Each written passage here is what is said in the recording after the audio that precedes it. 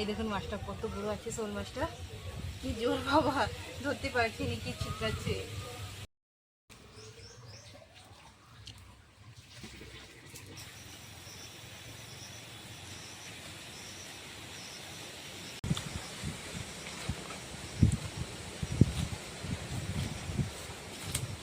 আসসালামাইকুম বন্ধুরা, কেমন আছেন সবাই? আশা করি ভালো আছেন। আলহামদুলিল্লাহ আমরা সবাই ভালো আছি। সারা লাইফ স্টাইলে আপনার সবাই স্বাগত জানাই। আজকে নিয়ে চলে আসছি আবার একটা নতুন রেসিপির ভিডিও।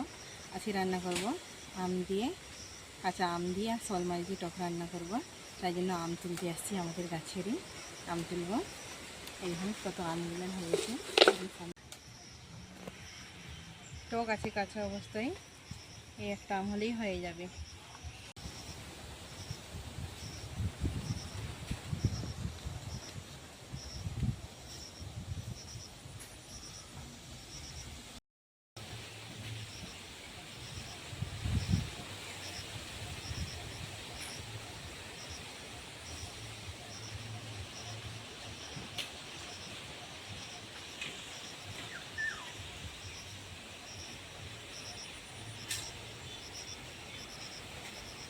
আমটা নিয়ে চলে আসছি।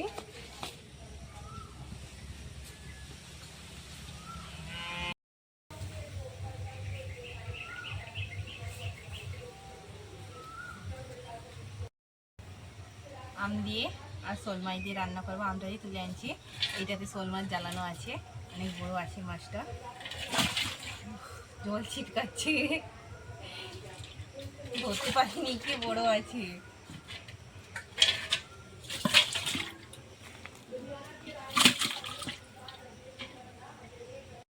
ভিজিয়ে রাখছি। এই সরষা দিয়ে আম দিয়ে শোল মাছের টক রান্না করব, আর ভেড়ি রান্না করব, আর এখানে কাঁচকলা আছে, এটা দিয়ে কই মাছ দিয়ে রান্না করব। এখন আমি সবজিগুলো টকটক করে বানিয়ে নেব।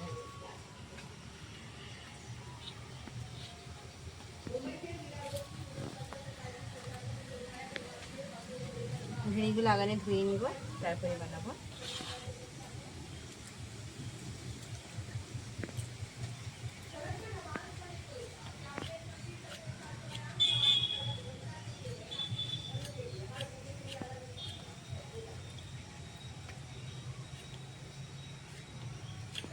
হয়ে গেছে, এবারে আলুটা বানিয়ে নিব।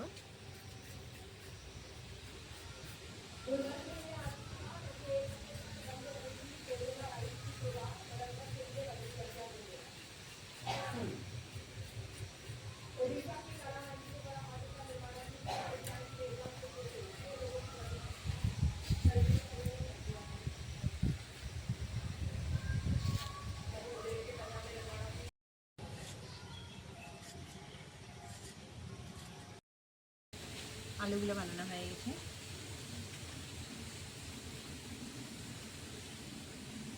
আমটা এবারে বানিয়ে নিব।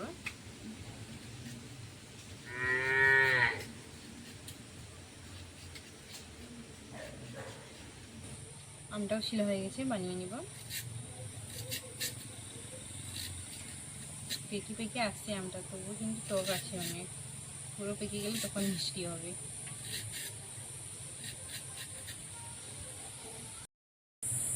পেঁয়াজগুলোকে কুচিয়ে নিব।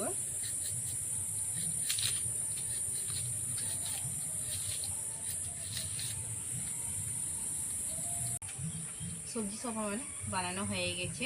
তারপরে সরষেটাকে ভালো করে ধুয়ে এটাকে বেটে নেব।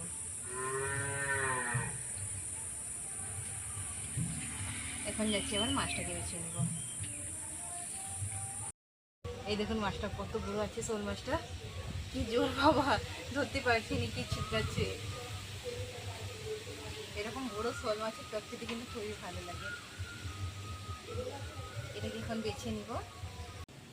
মাছটাকে এবারে বেছে নিব। এখনো জ্যান্ত আছে, মাছটাকে আগানে মারতে হবে একটু।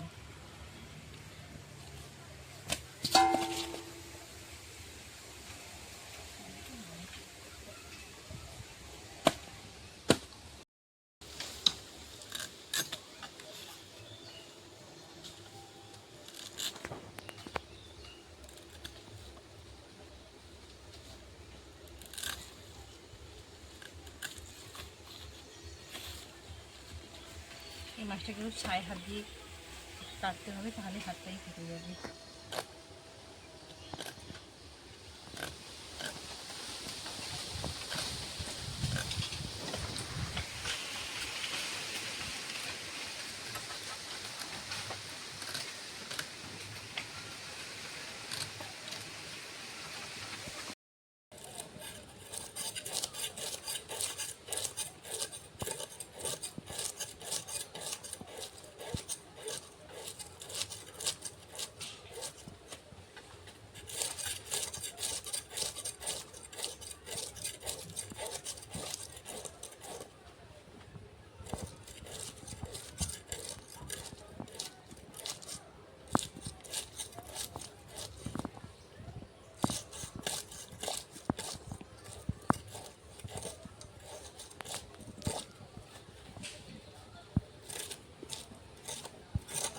মাছটার আঁশগুলো তুলে নিয়েছি, এটাকে ঘষে ঘষে আগানে ধুয়ে নেব, তারপরে কাটবো।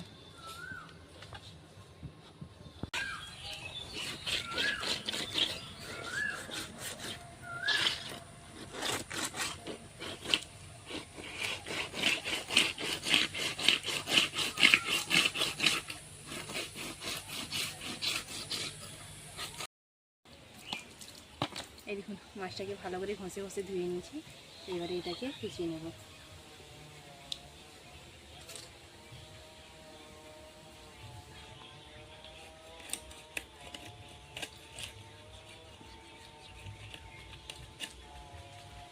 ডিম হয়ে গেছে মাছটা থেকে, দেখুন।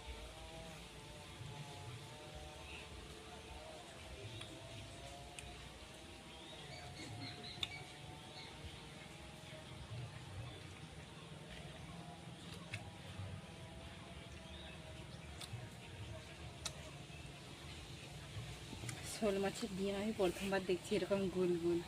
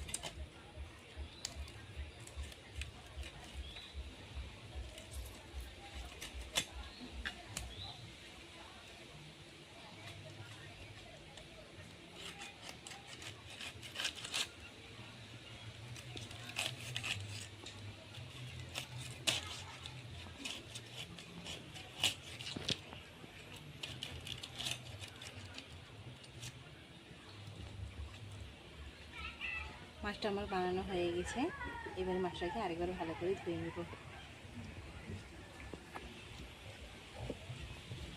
মাছটা আমি ধুয়ে নিয়ে চলে এসেছি, এবারে মাছের মধ্যে কিছু মশলা মাখিয়ে নেব। দিয়ে দিব আগানে হলুদ গুঁড়া, তারপরে দিয়ে দিব লঙ্কা গুঁড়া, তারপরে দিয়ে দিব নুন, তারপরে হাত দিয়ে মাছটাকে ভালো করে মশলার সঙ্গে মিক্স করে নিব।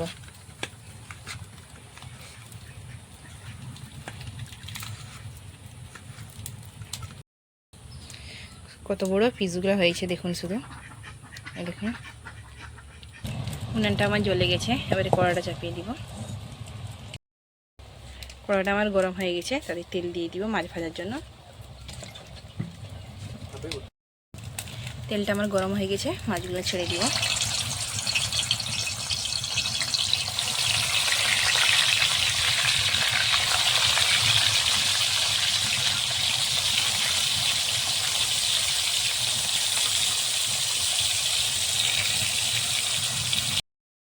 মাছগুলোকে এবারে উল্টিয়ে নিব।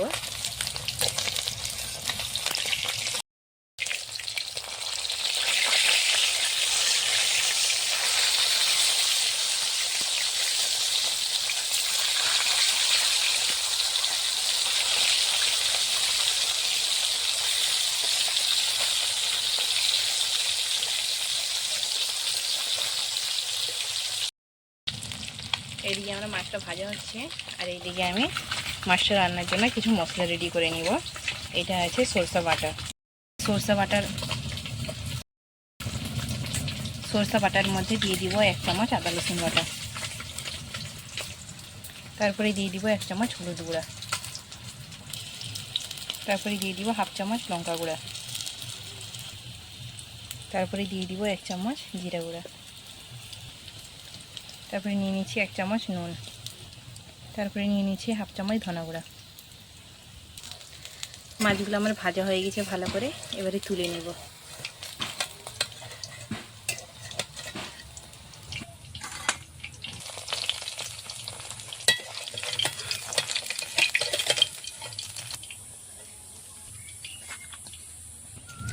মাছগুলো আমার ভাজা হয়ে গেছে, তারপরে কড়াই সরষের তেল দিয়ে দিব তরকারিটার জন্য। তেলটা আমার গরম হয়ে গেছে, তারপরে পেঁয়াজ কুচিগুলো দিয়ে দিব। তার মধ্যে একটা তেজপাতা, একটা শুকনো লঙ্কা দিয়ে দিব। পেঁয়াজটাকে একটু লাল লাল করে ভেজে নিব। পেঁয়াজটা আমার লাল লাল করে ভাজা হয়ে গেছে, তারপরে মশলাগুলো দিয়ে দিব।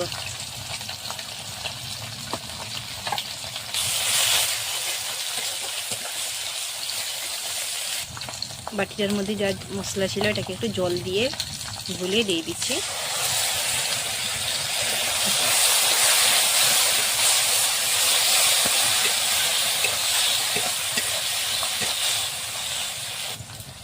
মশলাটাকে আমি হালকা একটু কষিয়ে নেব। মশলাটা আমার হালকা একটু কষা হয়ে গেছে, তারপরে আলুগুলো দিয়ে দিব। আলু দিয়ে আরও কিছুক্ষণ মশলার সঙ্গে কষিয়ে নেব। একটু জল দিয়ে দিব হালকা।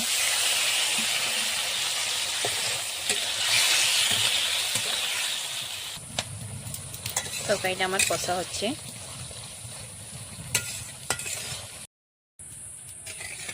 তরকারিটা আমার কষা হয়ে গেছে, পরিমাণ মতো জল দিয়ে দিয়েছি। তরকারিটাতে জল দিয়ে দিচ্ছি, তারপরে ঢাকা দিয়ে কিছুক্ষণের জন্য ছেড়ে দিব। ঢাকাটা খুলে দেখে নেব। তরকারিটা আমার ফুটে গেছে,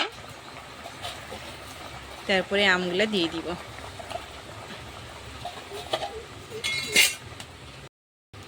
আমগুলো দিয়ে একটু নাড়িয়ে নেব। মাছগুলো দিয়ে দিব।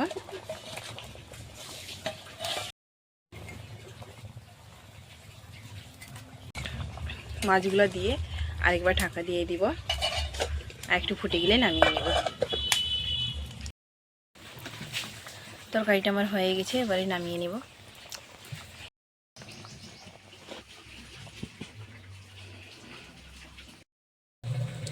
ভিডিওটা আমি এখানে শেষ করতেছি। তরকারিটা আমি কেমন করে রান্না করলাম আপনাদের সঙ্গে শেয়ার করলাম। যদি আমার ভিডিওটা ভালো লাগে প্লিজ চ্যানেলটিকে সাবস্ক্রাইব করবেন, লাইক করবেন, শেয়ার করবেন এবং কমেন্ট করবেন। Thank you so much.